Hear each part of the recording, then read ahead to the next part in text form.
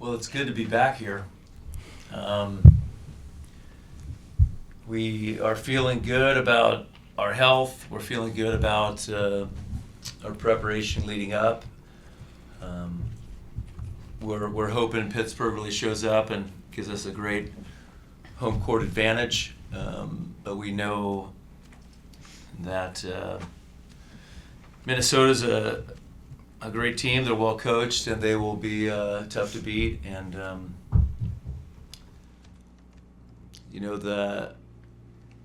I reminded Keegan that the last time we played each other, they knocked us out when he was at Washington to make the Final Four in the COVID bubble. So I'm hoping to return the favor. Questions? Dan, what kind of challenges does this Minnesota team give you? Well, they clearly have a player that's hard to stop, and they're low error. So it's not a team we can count on, whacking the ball out of bounds a bunch and giving us easy points. Dan, what do you think of the whole, field overall for the most part? Besides Cal Poly, I think pretty much all the top seeds are in. Do you have any comments on the field as a whole and the teams you might potentially face going down the road? Yeah, I haven't really thought much about opponents past Minnesota. Abby, your parents told me that you didn't expect to kind of play a big role your freshman year. How have you balanced the nerves and the excitement of stepping into this role, especially later down this season? Yeah, definitely just leaning on my teammates and just them helping me a ton. I mean, Brie Kelly, she's been like my role model this whole season, so just learning everything from her and just like balancing everything. Blaire, obviously you've been a part of 2 Final Four teams before this, but now you're a main starter on this team. What's it like to be in these big moments in the NCAA tournament and making a big contribution as you have? Yeah, I mean, it's definitely exciting. We have a really good group, and we want to do big things as a program. And I think what's really special about this group is that we're really taking it day by day, opponent by opponent, and we're all really looking forward to this game and really only thinking about that right now and what we can do to win. And it's been really fun to be a leader on the court that my team looks to put points on the board, and I want to continue to do that the rest of the way. Dan, you guys are obviously Sorry. You're good, go. obviously you guys are one of 16 teams left. I'm wondering just how do you balance the success of a season, but also understanding that you guys have set a higher standard over the last couple of years? I think it's just, trying to hold 2 thoughts in your head at the same time. One is that, the reality is making a Sweet 16 or Elite 8 or a Final Four. That's a good season, but we want more. Blaire. Coach, we talked last week just about, a lot of new girls on this team, not much tournament experience. Just how do you assess how the younger women did last week in their first, and if you guys want to respond too, just what was it like being, playing in your first tournament games? Something we talk about on our team is just not letting our first time being our first time. So even though it was for a lot of the girls their first tournament experience, we paid enough attention to kind of what the environment would be like to where we stepped out onto the court knowing exactly what to expect from our fans, what to expect from the pressure of the situation just as a whole, and also just what we can do as a group to kind of overcome that. And I think that really helped. I feel last weekend we looked like we were comfortable and having fun, and even though it is a high pressure tournament, we want to do what we can do to just focus on our side. For Blaire and Abby, just Julia Hansen, I'm wondering just on film, preparation wise, just what stuck out about her and trying to go about shutting her down. I mean, she's definitely a hard hitter. She finds ways to hit the ball hard, even when she's out of rhythm. And so it's definitely just going to be important for us to be big at the net. And I'm excited for that challenge. I'm hoping to get lots of good blocks this upcoming game, and just being able to slow her down as much as possible to keep our big hitters in rhythm too is going to be really huge for us. Yeah, like Blaire said, she's very low error, so we just have to be big on her and really good in the backcourt and the front court. So like she said, I'm super excited to get to play defense on her. Dan, how have you seen the relationship between Abby and Brie develop, and what does their dynamic bring to your middle lineup? Between Abby and Brie? Mm-hmm. well, everyone loves Abby.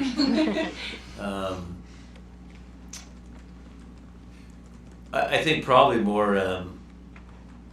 I think probably more like from Bree's end. You know, there's like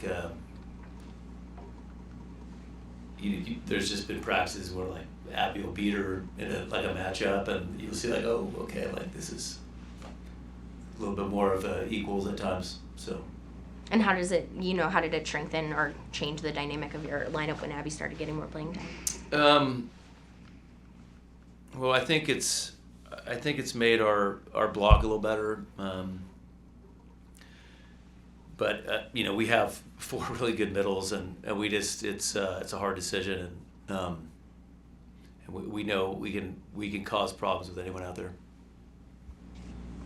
Dan, I mean, looking at Minnesota, obviously they played a really tough schedule. Do you obviously they played a tough schedule, but obviously when you're facing one of these teams in the tournament, I guess that kind of goes out the window. Do you try and look at some of those games that they played against teams you face, like maybe like a Penn State, you look at that kind of matchup and be like, okay, like here's what they did well, maybe we can try and like beat them this way? Yeah, definitely. We when we play, teams like this, we try to we look at it all, but we look more about how they did against other top teams. Because often that's when you get the most exposed, so I'm sure they're doing the same against us. Blaire, how did you approach, improving your back row defense, because it's gotten a lot stronger, and how much pride do you take in that? You've been leading, or the team, or second in the team in digs almost every single game for the past 5 or 6. Yeah, and I knew coming in after the first couple weekends of season, I knew I needed to be an offensive weapon for my team, but it was definitely a personal goal of mine to really make a statement in the back row as well, because I wanted that 6 rotation spot.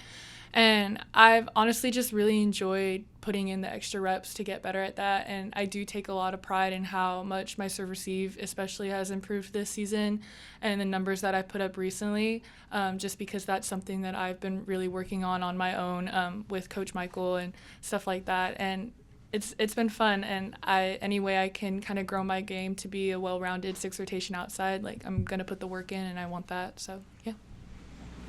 Abby, how do you think your relationship with, Bree, Dahlia, and Ryla has made you a better middle so far this season? Yeah, I mean, we're all super close, and we're just always there for each other at every practice, during every game, so just looking to them, especially, if I'm down one day, I need somebody to, help me with my energy or something, I'll always look to the 3 of them, and they're always there. Dan, when you think back to Blaire's first 2 years not getting a lot of playing time to now, what did she show you in terms of, maturity, resilience to get to this 6 rotation spot that she was wanting? Well, I have 2 thoughts. One is you never know when you think you can set up an environment where people can grow, but you don't know when someone's going to make a jump each season. And so, yeah, I would have liked her to be this good last year. But in some ways of her game, like she just talked about her serve receive, she's completely surpassed my expectations, from 4 months ago. And so it's more just a reminder to myself of not to put limiting thoughts on players. Dan, are you guys expecting a pretty big crowd out here Thursday night? Yeah, I haven't asked what the latest number is. I think, what did we have a year ago, 6,000 or something like that? So, I mean, hopefully something at least in that range. I think that's been my message to the Pittsburgh community, especially the volleyball community, is it's it sounds simple, but you need to make an Elite 8, you need to get past round of 16. So I just don't want fans looking ahead too far. I want them to come help us get there. Abby, when you think about when you got here in January to now, where do you think you've grown the most? I would say definitely my blocking. I feel like I've been working a ton on that, and just being over and shaping and diving into the court. I feel like that's been a lot better since I got here. How much does it help you guys for the players too? Probably saw a pretty decent crowd last weekend. Just how much does that help you guys? I mean, we love to feed off of the energy of the crowd, and just even in like the past 3 years that I've been here, just the amount of involvement that we get from the fans and the community, like you just feel it more and more every year. I feel like in the games you can tell how into it they are, especially when we're out there making plays, and especially the band. And I think it just kind of added this sense of like familiarity to it, because we've had a fan base like that all season that have really shown up for us, and we are really grateful for that. And so like what Fish said, like if people can just continue to come out and really make it feel like a home court advantage, like it's going to do a lot for us as a team and our energy. Abby, coming from a small town, what's it been like seeing, just all of the excitement filling up the Fits here too? Yeah, it's been incredible. I've gotten chills multiple times on multiple occasions. I mean, the environment is kind of like undescribable, and just everybody around is so like kind. All the Pitt fans are so kind, and just we love all the support.